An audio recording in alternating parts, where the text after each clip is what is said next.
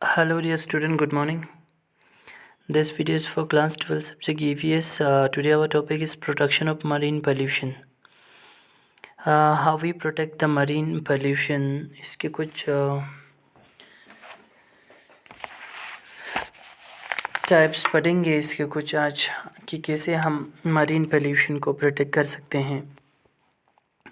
ख़ासकर marine ecosystem को protection करना, कोस्टल जोन को प्रोटेक्शन करना। हमने इससे पहले आप लोगों को मरीन पोल्यूशन बताया था कि कैसे ख़ासकर मरीन पोल्यूशन होता है। मरीन पोल्यूशन को डिफ़ाइन किया था कि कैसे मरीन पोल्यूशन को और ख़ासकर मरीन किसे कहा जाता है वो भी आप लोगों को थोड़ा बहुत समझाया था कि एक वाटर बॉडी और मरीन में क्या फ़र्क होता है। वाटर बॉडी हर कोई होता है, मरीन थोड़ा लार्ज एरिया ऑक्यूपाइड करने वाले और डीप ज़्यादातर ओशंस लाइक सीज़ को मरीन कहा जा सकता है हम, जो बहुत ज़्यादा एरिया को कैप्चर कर लेते हैं। आज उसके कुछ प्रोटेक्शन रूल्स पढ़ेंगे। सबसे पहले कि यहाँ पे आप लोगों को ये बताया गया है कि how we can protect our marine environment, हम कैसे अपने मरीन एनवायरनमेंट को प्रोटेक्ट कर सकता है।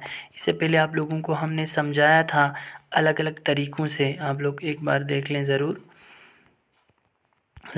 हमने आपको कॉजेज़ ऑफ मरीन पोल्यूशन में आप लोगों को बताया था कि कौन से ऐसे कॉजेज़ थे जिनकी वजह से मरीन में ख़ासकर मरीन पोल्यूशन होते हैं। लाइक सीवेजेस था हमारे पास, डोमेस्टिक सीवेजेस, इंडस्ट्रियल वेस्ट थे, ऑयल स्पिल्स था, फार्म्स रन ऑफ थे, एयर पोल्यूशन थे, ख़ासकर हमारे पास ट्रांसपोर्टेशन था, कोस्टल लिटर जो हम करते थे वो सभी थे। ये कुछ डेटा आप लोगों को दिया था कि सबसे ज़्यादा ख़ासकर कौन से पोल्यूशन से मरीन पोल्यूशन होता है। इसमें आप लोगों को सबसे ज़्यादा इंडस्ट्रियल एंड डोमेस्टिक सीवेज जो बहुत ज़्यादा सबसे ज़्यादा ख़ासकर एफ्लुएंट इन दोनों की वजह से होता था वहाँ पे। दूसरा आप लोगों को वहाँ पे ऑयल स्पिल्स कैसे बिखर जाता है पानी के ऊपर, उससे कैसे मरीन पोल्यूशन हो जाते हैं। एयर पोल्यूशन बताया था आप लोगों को। इन सारे ख़ासकर पोल्यूशन से ह्यूमन भी अफेक्ट होते थे आप लोगों को, ये हमने उस वीडियो में समझाया था। यहाँ पे देखो आप लोगों को कि हम कैसे मरीन एनवायरनमेंट को प्रोटेक्ट कर सकते हैं। सबसे पहले तो ये कि यूज़ फेवर प्लास्टिक प्रोडक्ट्स। अगर मरीन पोल्यूशन को हमें ख़त्म करना है तो प्लास्टिक प्रोडक्ट को बिल्कुल ना के बराबर हमें इस्तेमाल करना होगा, क्योंकि प्लास्टिक जो प्रोडक्ट होते हैं they are it is non biodegradable. वो इतना ख़ासकर मिट्टी के साथ मिलते नहीं हैं, ठीक है, नॉन बायोडिग्रेडेबल हैं, बायोडिग्रेडेबल चीज़ें नहीं हैं। तो प्लास्टिक के प्रोडक्ट को जितना हम यूज़ करेंगे उतना वो ख़ासकर पानी के ऊपर फ्लोटिंग की तरह रह जाते हैं और सॉइल के साथ मिल नहीं जाते। तो मोस्टली कोस्टल एरिया बहुत ज़्यादा पोल्यूट होते हैं। So we should have to use very less and less plastic product. इससे हम मरीन पोल्यूशन को इजीली कंट्रोल कर सकते हैं, मरीन पोल्यूशन होने से बचा सकता है। दूसरा हमारे पास है we have to properly dispose our waste product. जितने सारे हमें डोमेस्टिक वेस्ट निकलता है या इंडस्ट्रियल वेस्ट निकलते हैं उन सभी को हमें प्रॉपरली डिस्पोज करना होगा। और ख़ासकर जितने हमारे पास जो वेस्ट वाटर है, पोल्यूटेड वेस्ट वाटर है, कंटामिनेटेड वेस्ट वाटर है, उन्हें सही ट्रीटमेंट करना पड़ेगा।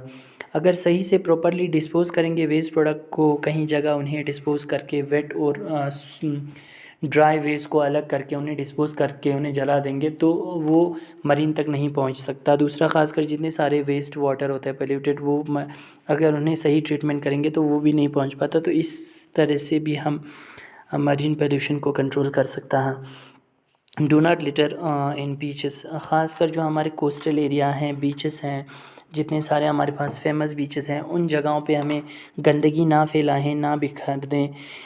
ख़ासकर बहुत सारे गंदगी उन बीचेस की वजह से उनके आसपास की बहुत सारे ख़ासकर सी और ओशंस के कोस्टल एरियाओं में बहुत सारे जितने सारे ख़ासकर एनिमल या प्लांट स्पीशीज़ हैं उन्हें इफ़ेक्ट पड़ जाता है।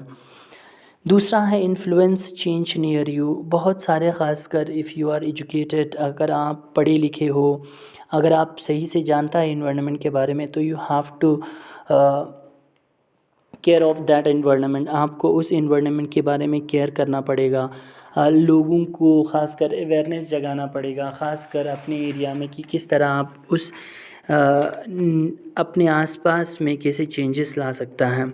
दूसरा है कि हमारे पास मरीन को ख़ासकर हमें या वाटर रिसोर्स को सही रखने के लिए we have to support the organisations. बहुत सारे ऐसे ऑर्गेनाइजेशंस होते हैं, बहुत सारे एनजीओज़ होते हैं, उनके साथ मिल के हमें भी काम करना चाहिए और उनके सपोर्ट करना चाहिए कि उन्हें साथ देना चाहिए उनका, कि हम कैसे का ख़ासकर उनकी मदद करके हम मरीन पोल्यूशन होने से बचाया जा सकता है। वर्किंग टू प्रोटेक्ट ओशंस, ख़ासकर बहुत सारे ओशंस में डिफरेंट ऑयल स्पिल्स होते हैं कि उनको कम करके और दूसरा माइनिंग एक्टिविटी को कम करके ऑयल स्पिलिंग के जिस तरीके से भी हम ख़ासकर मरीन पोल्यूशन से बचाया जा सकता है ख़ासकर वाटर को। दूसरा वी हैव सम ऑर्गेनाइजेशंस, बहुत सारे ऐसे ऑर्गेनाइजेशंस हैं, गवर्नमेंटल नॉन गवर्नमेंटल ऑर्गेनाइजेशंस हैं जो ख़ासकर मेनली मरीन के लिए भी काम करते हैं, उनके साथ भी देकर हमें उनको बचाया जा सकता है हम। दूसरा हमारे पास सेंट्रल गवर्नमेंट ये डिक्लेयर करता है हमारे पास कोस्टल एरिया को या ख़ासकर सी बे एस्चुरीज़ हो, रिवर हो, जो रिज़र्वर हो, उन सभी जो इन्फ्लुएंस होता है, उन्हें इफ़ेक्ट होता है, टाइडल की वजह से इफ़ेक्ट होते हैं, जिन्हें हम क्या कहते हैं हाई टाइड लाइन और लो टाइड लाइन। उन्होंने एक बाउंड्री रखा है कोस्टल एरिया में, जिन्हें CRZ रखा हुआ है, कोस्टल रेगुलेशन जोन। 1991 में उन्होंने एक CRZ लाइन रेगुलेशन किया था कि कोस्टल रेगुलेशन जोन में क्लासिफाई किया था 1, 2, 3 बोलकर, यानी कोस्टल रेगुलेशन जोन 1, 2 एंड 3 ख़ासकर सिर्फ ओनली उन जगहों में परमिटेड एक्टिविटीज़ जो किया जा सकता है जिससे इफ़ेक्टेड ना हो, उन एक्टिविटीज़ को परमिट किया गया था CRZ 1 के थ्रू, CRZ 2 के थ्रू, CRZ 3 के थ्रू। इन्हें क्या कहते हैं, कोस्टल रेगुलेशन जोन कहा जाता है। जो एरिया इकोलॉजिकली सेंसिटिव एरिया है या ज़्यादातर हाई टाइड लाइन है या लो टाइड लाइन है, उन जगहों पे किसी भी तरीके के कंस्ट्रक्शन की परमिशन नहीं देते हैं। सिर्फ स्पेसिफाइड जो एसेंशियल एक्टिविटीज़ वहाँ हो सकता है उन जगहों के लिए वो उन्हें अलाउ किया जा सकता है। दूसरा ICZ 2 के थ्रू बहुत सारे ख़ासकर कोस्टल एरिया को डेवलप्ड किया गया था, उनमें भी सेम चीज़ें हैं, बिल्डिंग्स की परमिशन बहुत कम दी जाती है लीवर्ड साइट में। सो इस तरीके के बहुत सारे ऐसे प्रोटेक्शन जोन्स बनाए गए हैं, प्रोटेक्शन लॉ बनाए गए हैं, जिसकी वजह से हम मरीन पोल्यूशन होने से बचाया जा सकता है। So this is all about the marine pollution. कल हम डिस्कस करेंगे वाटर पोल्यूशन कंट्रोल की, कैसे ख़ासकर कुछ ऐसी चीज़ों की वजह से हम वाटर पोल्यूशन को कैसे कंट्रोल किया जा सकता है। Thank you so much.